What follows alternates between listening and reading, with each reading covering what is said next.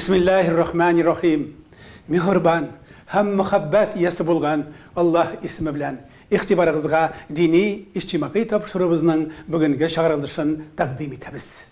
Bugünkü programmabız ileringizge yem, aşlarıgızga tam, yürekleringizge ilham nasip eylesin. Ayy yaşayыбыз, aşkınabız, talpınabız. Ana üttü jay, üttü küz, jitti kış.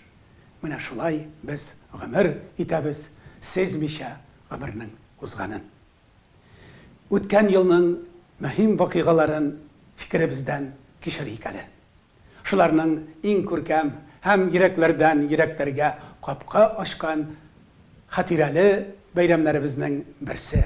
Ol Başkırstan Tatarları Milli Medeni Avtonomiyasının 10 yıllık yübileyi idi. Bu bayramga elbette Ulug vatanımız Rusiyanın türlü töbeklerinden mertebeli konaklar keldi. Bugün muhtabar şahslarımız rubrikasında Tataristan Halklar Dostluğu yurtunun direktörü Şaripov İrik İldus oğlu Ali Jenepleri. Indi münasebetinden faydalanıp onun Ufa'daki hatirelerin, his duyguların, Ufa baş kalabızının mağnavi havası hakkında fikrini sıraştık.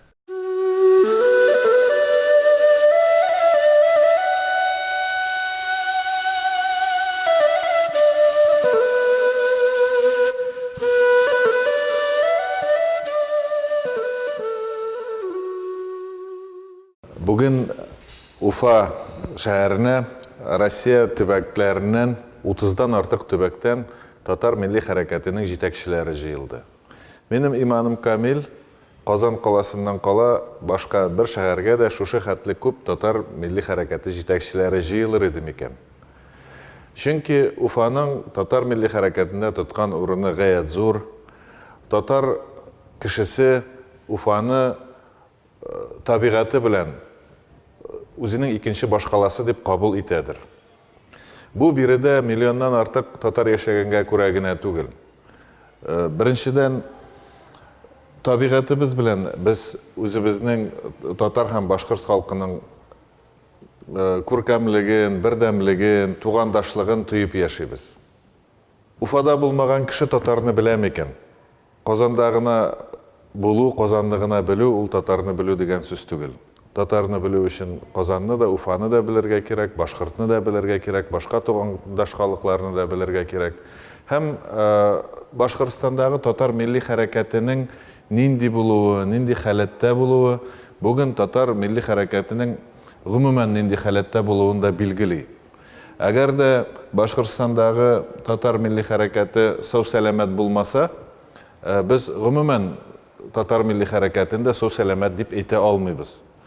Şuna göre her vakit Başkırstan Tatarlarına, Başkırstan Tatarlarına gına tugul, Başkırt Milli Hareketi'ne de ihtibar her vakit zor. Bizden potansiyelimiz gayet zor. Bu iki milli hareket, bu iki respublika birden bulganda bu potansiyelini ikiga tugul, onğa tapqırlasan da orunlu bulur. Şuna göre kızıksınıbız zor. Көркем өзгәрішләр көрәбіз. Башқұртстан жерлігінде бүгін ол Татар Milli Hareketi'ne de қағыла.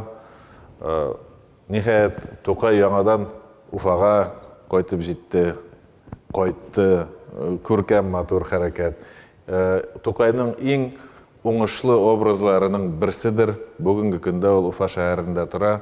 Бұл тарихи ғәділлік бұларақ қабыл етілі. Чөнки әгәр дә біз İki Respublika halkı birbirimizni zorlamasak, özümüzün geroylarımızı, özümüzün batırlarımızı tanıtmasak, alarını məngləşdirməsək, bizni tarix afı etməsidir. Mənə soңғы araдағы şuşu oңay özgərişlər Tatar Milli Hareketi'ne de hizmet etəyikən, Başkırstanda devlet dərəcəsində hareket var ikən Tatar Milli Hareketi'nin yoxluğu boyunca bu köngülləyi birlər. Bana şulay deyip yumgaklarayım bu yerin. Bu bereketli yerimizden, tufraklarımızdan köklerge erişken bir mыңlı tavuş var. Ul elbette muhabbet bilen tipken yüreknin тавышыдыр.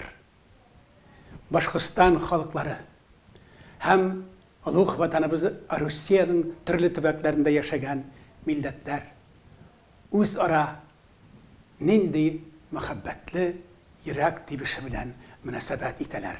Татарстан Республикасы Халыклар дуслыгы йорты директоры Ирек Илдус улы үзенең халыклар дуслыгы хакындагы фикерләрен әнә шулай тәфсирләде.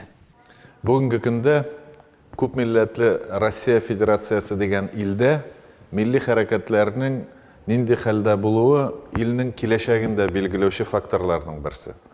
Әгәр дә милли сәясәт уйланып бетелмәгән икән, әгәр дә безнең илебездә яшәүче 200-гә якын халык үзенә карата ниндидер гаделсезлек тоя икән, бу илне какшата дигән сүз. Һәм шуңа күрә күп милләтле илдә милли сәясәтнең бик төптән уйланылган булуы мөһим. Һәм шуннан чыгып инде тагын бер фикергә киләбез. Россиядә руслардан кала икенче урында торучы халык буларак татар милли хәрәкәтенең урыны һәм Россиядәге милли сәясәтнең юнәлеше күп кенә факторлар буенча Татарстанда билгеләнә, күп кенә факторлар буенча Башкортстанда билгеләнә, күп кенә факторлар буенча татар-башкорт милли хәрәкәтенең мәнфәгатьләреннән чыгып билгеләнә. Шуңа күрә без еш кына әйтәбез, Казан Россиянең 3нче башкаласы дип, спорт башкаласы дип, ә без милли хәрәкәттә катнашучы кешеләр өчен ул күп очракта милли сәясәтне билгеләүче төбәкләрнең берсе. Россия Федерациясының, күп милләтле Россия Федерациясының милли сәясәте беренче чиратта менә шушы Идел, Урал төбәгендә яшәүче халыклар мәнфәгатьләреннән чыгып билгеләнә. Кавказ ул башка характер, ул башка менталитет, әгәр дә инде без сөйләшәбез икән төрки халыклары турында, без сөйләшәбез икән фин-угур халыклары турында, әлбәттә менә Россиянең нәкъ уртасында, Идел, Урал төбәгендә милли сәясәтнең контурлары билгеләнә дә инде. Татарстан Республикасында илебездә иң уңышлы булган дуслык йортларының берсе эшләп килә. Татарстан халыклар дуслыгы йорты үзенең тәҗрибәсе буенча, үзенең практикалары буенча зур кызыксыну уята. Без ел әйләнәсендә 35-40 чит илдән һәм Россия төбәкләреннән делегациялар кабул итәбез. Һәм Россия Федерациясының үрнәге буларак, менә Татарстанда ничек милли сәясәт корылган? Бездә яшәүче халыклар өчен нинди шартлар тудырыла? Шул турыда сөйлибез. Һәм безнең йортыбыз халыклар дуслыгы йорты дип аталса да, без һәрбер килгән кешегә аңлатабыз. Дуслар, без аңлыйбыз. Бөтен кешене дә яратып булмый. Мәхәббәт ул җавапсыз да булырга мөмкин. Без әйтәбез, дуслар, бөтен кеше белән дус булып та булмый. Дус, бөтен кеше дә дус була алмый. Әмма кешенең нинди булуына карамастан, нинди милләттән булуына карамастан, аның белән килешеп яшәргә өйрәнү, ул безнең ил өчен иң мөһим әйберләрнең берсе. Моны мәктәптә өйрәтергә кирәк, моны гаиләдә өйрәтергә кирәк, моны җәмгыятьтә өйрәтергә кирәк. Һәм халыклар өчен нинди шартлар тудырырга кирәк дигән сорау бар. Без һәр вакыт булай дибез. Бер халык өчен дә өстенлекле шартлар тудырмагыз. Әмма бөтен халыклар өчен дә тигез шартлар булсын. Менә бөтен халыкка карата, кечкенә халыкмы ул, зур халыкмы ул, теге диндәге халыкмы, бу диндәге халыкмы, шартлар тигез булсын. Шартлар тигез булса, гадел караш булса, һәрбер халык үзенә нәрсә кирәк, күпме күләмдә үзенең мәдәниятен үстерергә, традицияларын сакларга, кайсы юнәлештә хәрәкәт итәргә, ул аны үзе билгеләсен. Моннан безнең дәүләтебез бары тик ныгый гына. Дәүләтне гомумән катлаулы механизмнарны цементлаштырырга кирәкми. Цемент ул катыру дигән сүз. Ә каткан әйбер ул сына. Без күп милләтле дәүләт, ул күп төрле халыклардан бергә корылган, аларның мөнәсәбәтләре гасырлар буена барлыкка килгән. Ул инде тарихи мөнәсәбәтләр. Һәм шуңа күрә безнең илебез ул зур булырга тиеш, әмма qotkан mexanizm түгел, ул һәр вакыт хәрәкәттә булган, төрле төстә булган, төрле йомшаклыкта булган, төрле зурлыкта булган халыклардан бергә тупланган матур материя булырга тиеш. Халкыбызның авыз җаһирләрендә шундый канатлы фикерләр бар. Бер телдә сөйләшкәннәр түгел, бәлки бер нияттә булганнар үзләренең максатларына ирешәләр дигәннәр. Бу җәһәттән олуг ватаныбыз Русиядә, Татарстан һәм Башкортстан җумһуриятләрендә менә шушы тел мәсьәләләрендә бер нияттә булуыбыз хакында хөкүмәтебез нинди эшләр, нинди гайрәт күрсәтә икән? Динебез өйрәткәнчә, беренче ул ният. Ниятең дөрес булса, нинди телдә сөйләшүгә карамастан, нинди баскычта торуыңа карамастан, нинди зурлыкта, нинди куәттә булуыңа карамастан, килешеп яшәргә мөмкин. Ниятебез бер. Менә һәр елны, һәр юнәлештә яңалык кертергә мөмкин. Быел беренче тапкыр Казанда уздырылган зур ифтарга Татарстанның митрополиты Феофан килде. Яһудиләрнең баш кешесе килде. Һәм аларның төп әйткән сүзе гаҗәеп гади, әмма гаҗәеп дөрес. Алар әйтәләр, безнең диннәребез төрле булуда эш түгел. Эш шунда, безнең дошманыбыз бер. Ул шайтан. Татарның да, мөселманның да дошманы шайтан, урысның да, христианның да дошманы шайтан, яһудиның да дошманы шайтан. Шайтан белән көрәшергә кирәк. Кара эшләр белән көрәшергә кирәк. Һәм гаделсезлек белән көрәшергә кирәк. Ул шайтан вәсвәсәсе. Шайтан белән көрәшсәк, менә уртак бурычларны дөрес куя белсәк, безне берләштерә торган әйберләр күбрәк. Әгәр дә инде каршылыкка кирип китсәк, булар бит әле мөселманнар, булар христианнар, булар яһудиләр, булар гомумән мәҗүсиләр дип, әлбәттә ул каршылыкларны, аларны гомер буе эзләргә мөмкин, һәм аның бер кайчан да нәтиҗәсе булмаячак.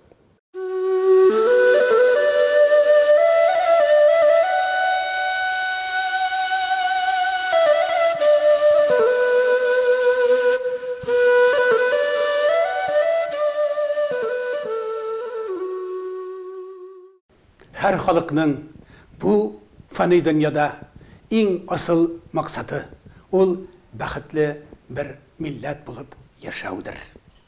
Бәхетле милләт әлбәттә ул күңеле икмәктә генә түгел, бәлки күңеле хикмәттә булганда бәхетледер. Мәшһүр драматург язучыларыбызның берсе Туфан Миңнуллин бер вакыт мин бәхетле кеше диде.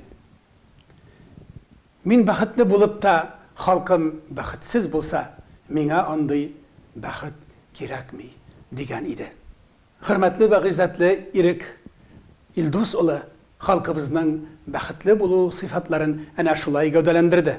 Әлбәттә, бу мәңгелек сорау һәм ул сорау һәр кеше иртә белән йокыдан уянганнан соң килеп туа. Һәрбер кеше уйлыйдыр. Мин бәхетлеме бүген? Мин бәхетле булыр өчен нәрсә эшләргә тиеш? Бәхет ул бит траташ түгел, ул бит таш түгел, ул хәрәкәттәге энергия.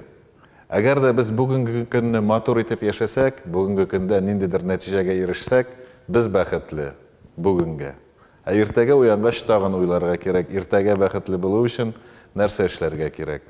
Бүгенге көндә Башкортстан татарларының, Башкортстандагы милли хәрәкәтнең бәхетле чоры дип уйлыйм, чөнки менә шушы ел эчендә генә дә Тукайлы булдык. Зур чаралар уздырылды. Ике республика җитәкчелеге бер-берсенә якынаю өчен сәясәт өлкәсендә, иктисад өлкәсендә, мәдәният, мәгариф өлкәсендә якынаю өчен зур эшләр эшлиләр. Бу бәхетле булырга нигез бирә.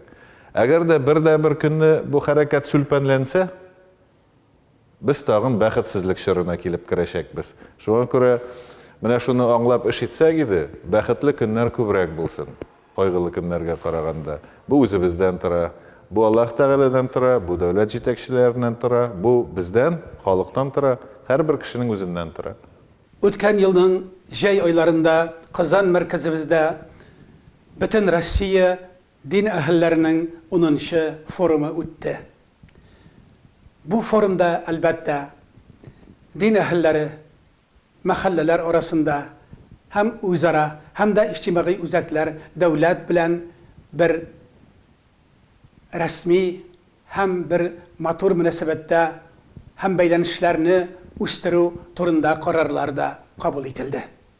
Tatarstan Respublikası Halklar Dostluğu Yurtu Direktörü İrik İldus oğlu din ehillerine nindi koraşı hem onların nindi buluların tilegenin hem onlarga nasihatlerini de aytdı.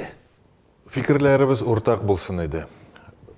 Ул да булса, менә Татарстан Республикасында гына бүген йөзләгән имам җитми. Ул күңелсез хәл, бу күңелсез хәл. Аны әлбәттә инде Совет чоры үзенчәлекләре белән дә аңлатырга була. Әмма шулай гына микән? Алай гына түгелдер. Инде Совет чоры тәмамланганга да 30 ел. Демәк, үзебездә дә яхшырак булу өчен, балаларыбызны яхшырак тәрбияләү өчен, җәмгыятебез яхшырак булсын өчен, дәүләтебез көчлерәк булсын өчен эшләргә тиешле гамәлләр күбрәк булырга тиеш.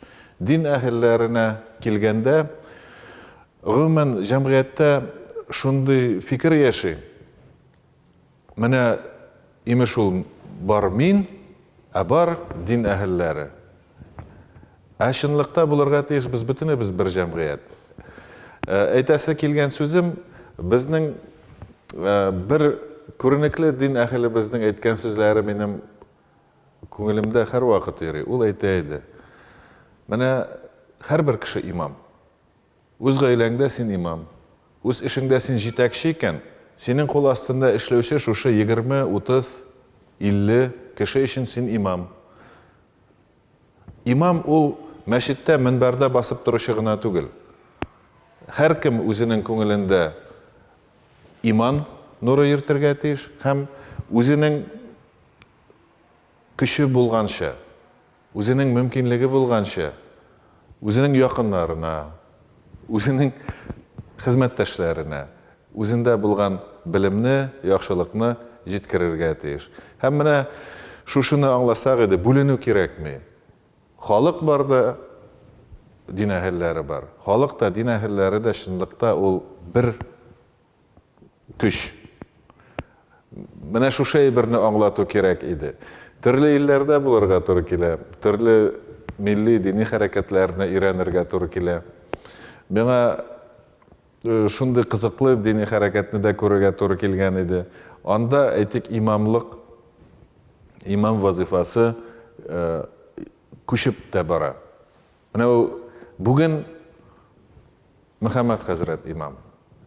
Әмма ул менә сайлану кебек. 4 елдан соң мин беләм шират миңа җитәчәк.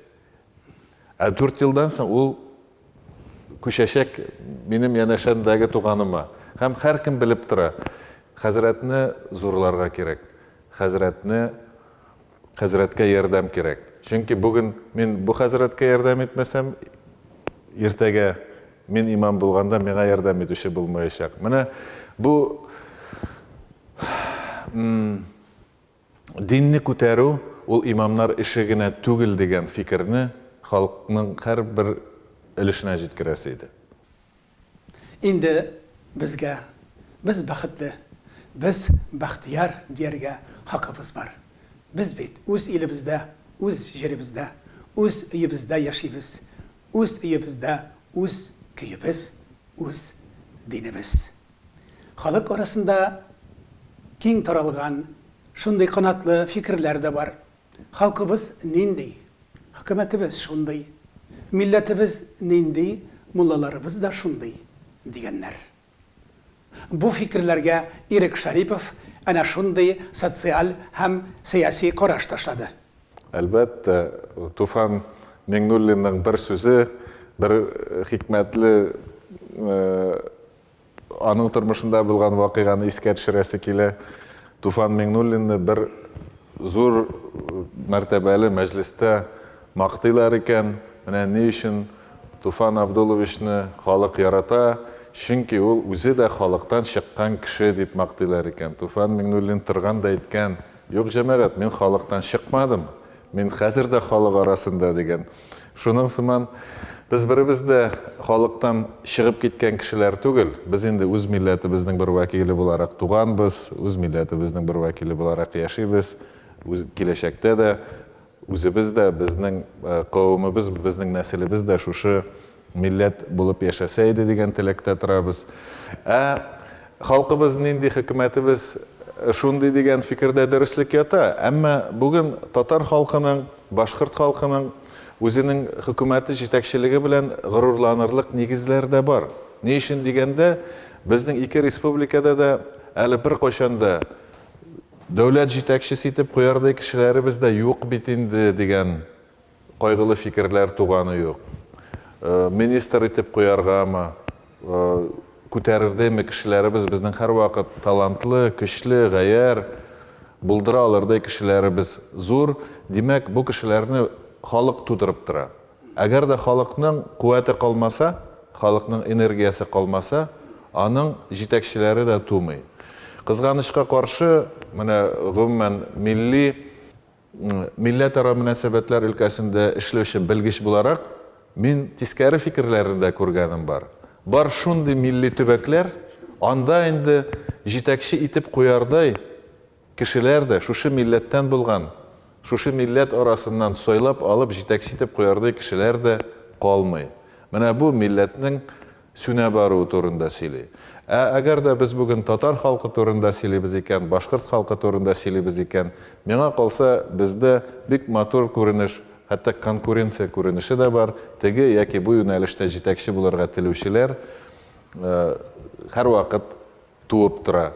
Бу кешеләрне халык тудыра. Шуңа күрә халык нинди җитәкче шундый, әлбәттә, тагын да яхшырак җитәкчеләребез булсын дисәк, ул җитәкчеләр безнең арабызда туа. Гасырыбызның шәһрәтле галимнәре әйткәнчә, мәртәбәле кешеләре булмаган милләт бәхетсез. Галимнәрен оныткан милләт көчсез. Әдәбияты, сәнгате һәм дине булмаган халык рухсыздыр, диделәр. Безне бәхетле дә, көчле дә, рухлы да иткән олуг халкыбызның улларына һәм кызларына без шәрифият, кадр-хөрмәт теләп дугалар кылмактабыз. Бүгенге программабыз шуның белән тамам. Игътибарыгыз өчен зур рәхмәт. Безләрне карагыз, бергәләшеп карагыз, кабат-кабат карагыз. Исән, имен булыгыз, милләттәшләр.